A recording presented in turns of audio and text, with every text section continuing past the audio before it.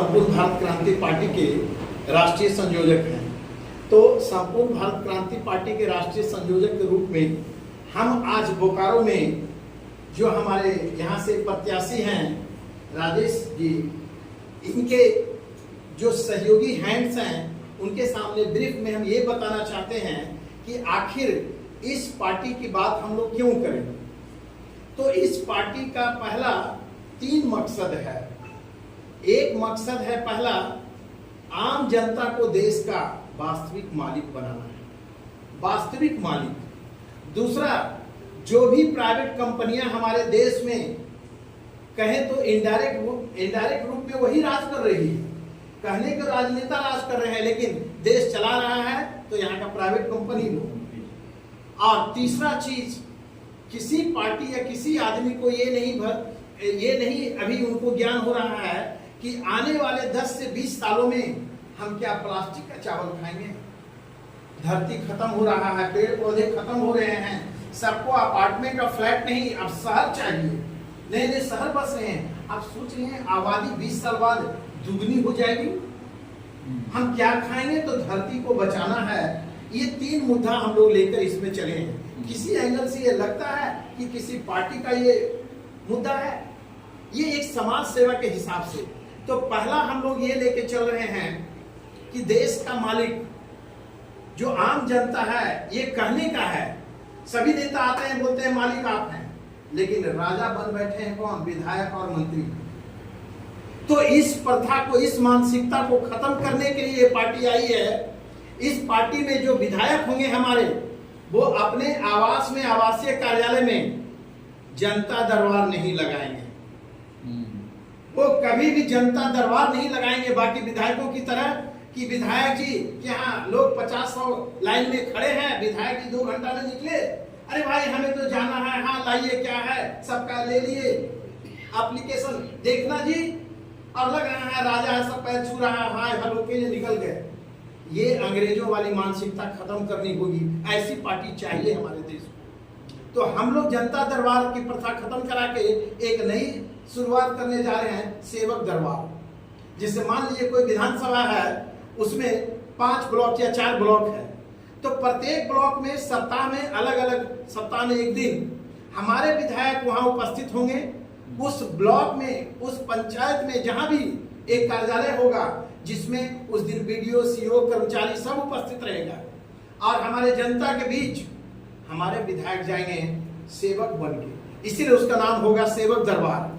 और वहां बोलेंगे कि बताइए आप लोगों का सुझाव क्या है और अपने इलाके में आपकी समस्या क्या है, और समस्या का फैसला होगा, फैसला ऑन द स्पॉट। अगर किसी व्यक्ति का देखिए कि उनका रसीद नहीं कट रहा है, म्यूटेशन के लिए दौड़ रहे हैं, कर्मचारी कौन है इनके इलाके का, ये चलो इनका रसीद अभी काटो। म्यूटेशन में सीओ साहब कितना समय लगेगा? 1 सप्ताह, डेट लिखिए और इनका म्यूटेशन रसीद हमारे आवास में पहुंचाइएगा, ये हमारे मालिक हैं, हम इन तक पहुंचाएंगे। सेवक का ये काम है। जिस दिन एक विधायक भी ऐसा रोल मॉडल बना दिया, हम समझते हैं देश में एक नई क्रांति की शुरुआत है। तो पहला हम लोग का मकसद है यही कि जो लोकतंत्र हम कहते हैं, विश्व का सबसे बड़ा लोकतंत्र हमारा देश है कहने का, रियल में देखिए तो लोकतांत्रिक देश नहीं, ये राजतांत्रिक बनता जा रहा है। तो लोकतंत्र को जिंदा करना है और जनता को वास्तविक मालिक बनाना है अपने भारत का, अपने देश का। दूसरा, प्राइवेट कंपनियों पे अंकुश लगाने के लिए सरकार बनती है, ना कि उनको बढ़ावा देने के लिए। आज हर घर में मोबाइल चाहिए, नेट चाहिए, बच्चा को पढ़ना है, काम है, सब कुछ। आज से 1 साल पहले आप नेट भराते थे 150 रुपया में महीने भर, आज आपका ये हो गया है 3 महीने में, 84 दिन में 800-900 रुपया। तो आप 300 रुपया, आपने कभी सोचा है कि 1 महीने में आप 150 रुपया एक्स्ट्रा दे रहे हैं, आपको लग रहा है 5 रुपया मेरा डेली जा रहा है, क्या जा रहा है? जनता कभी सोची नहीं है। 5 रुपया आपका प्रतिदिन आपके पॉकेट से लूटा जा रहा है सरकार के झुलमिल रवैये से, जिसने छूट दे रखा है। आप सोचिए 100 करोड़ मोबाइल ग्राहक हैं, प्रतिदिन कितना लूटा? 5 रुपये से 500 करोड़, महीने का 15,000 करोड़, साल का 1,80,000 करोड़ आप लुटवा रहे हैं सिर्फ 5 रुपए के माध्यम से। ये एक नमूना है।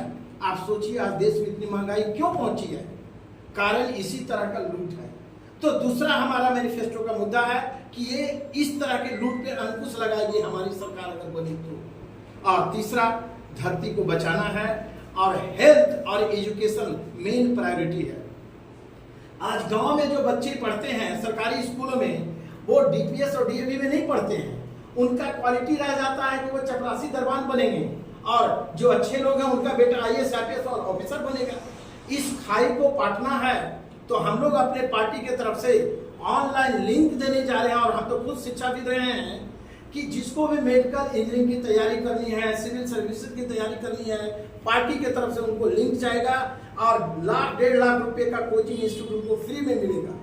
एक एक गांव के बच्चे तक की सुविधा मिलेगी, ताकि हर घर का बच्चा अब ऑफिसर बनने लायक तैयार हो। तो ये सब मुद्दा लेकर हम लोग इस पार्टी को खड़ा किए हैं, और हम जानते हैं कि इस मनस्थिति को बदलने में समय लगेगा, क्योंकि आज बीजेपी, कांग्रेस या कोई भी पार्टियां हैं एक दूसरे को गाली दे रही हैं। हम लोग किसी पार्टी का कोई बदनामी नहीं कर रहे हैं या नाम कर रहे हैं। हमारा है हम जनता के लिए क्या कर सकते हैं उसकी बात कर रहे हैं। तो यही हमारा कहना है। और हम लोग हेल्थ के लिए एक बात यहाँ लाए हैं कि झारखंड से लोग क्यों जाएंगे वेल्लोर दिखाने, जिस झारखंड में लगभग 50%, 48% मिनरल्स है पूरे देश का, उस झारखंड में यहाँ अच्छा मेडिकल कॉलेज और अच्छा हॉस्पिटल नहीं है। हम लोग हर जिले में एक मेडिकल कॉलेज का प्रस्ताव देंगे, और लोग यहाँ वेल्लोर की तरह इलाज कराने आए, रोजगार बढ़ेगा, लोगों को स्वास्थ्य की उत्तम व्यवस्था मिलेगी। एजुकेशन में अंकुश लगाना है प्राइवेट स्कूलों पे और अस्पतालों पे।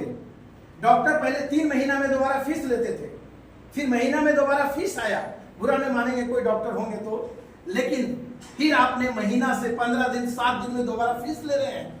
इस धरती पे कहने को भगवान, लेकिन आप शैतान बन बैठे हैं। शैतान यहाँ 4 दिन पर लेता है। तो इस चीज को रोकने के लिए